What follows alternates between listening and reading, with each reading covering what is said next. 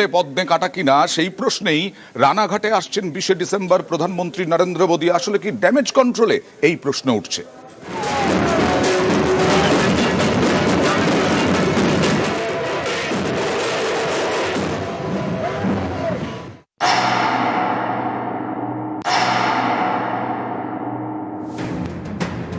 আলিপুরদুয়ার, দুর্গাপুর, দমদমের পর এবার নদিয়ার রানাঘাটে প্রধানমন্ত্রী।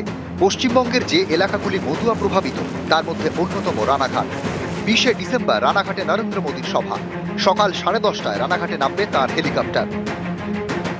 আগামী 20 তারিখ নদিয়ার মাটিতে ভারতবর্ষের যশস্বী প্রধানমন্ত্রী শ্রী নরেন্দ্র মোদীজি আসছেন। তাহেরপুরের মাঠে 10:30টায় তিনি এই যে হেলিপ্যাড, এই হেলিপ্যাডে প্রধানমন্ত্রীজি নামবেন। টার্গেট আছে 5 লক্ষ মানুষকে সেদিন নিয়ে আসা। বাংলায় মতুয়া ভোট বিজেপির বড় ভরসা। উত্তর 24 পরগনার বনগাঁ, নদিয়া রানাঘাট, কৃষ্ণনগরের মতো এলাকার বিধানসভা আসনগুলিতে মতুয়া ভোট অন্যতম ফ্যাক্টর। 2019-এর লোকসভা নির্বাচন এবং 2021-এর বিধানসভা নির্বাচনে এই মতুয়া ভোটের বড় অংশ বিজেপির ঝুলিতে যায়।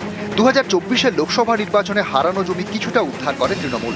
তারপরও বনগাঁ আসনটি বিজেপির দখলেই থেকে যায়। কিন্তু এসআইআর নিয়ে এখন এই মতুয়াদের মধ্যেই নাম বাদ যাওয়ার আশঙ্কা দেখা দিয়েছে। মতুয়াদের উদ্বেগের জন্য বিজেপিকে দায়ী করে সুর চড়াতে শুরু করেছে তৃণমূল, সিপিআইএম, কংগ্রেস।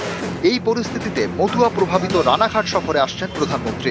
অনেকেরই প্রশ্ন, তাহলে কি মতুয়া ইস্যুতে ড্যামেজ কন্ট্রোল করতে এবার ময়দানে নরেন্দ্র মোদী?